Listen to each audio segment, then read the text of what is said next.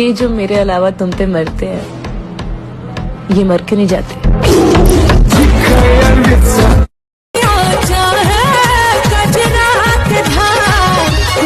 Everyone, आज आप लोग देख रहे हैं यहाँ पर अंजलि को, और आज आप लोग देखने वाले हैं इनका एक अलग ही अंदाज।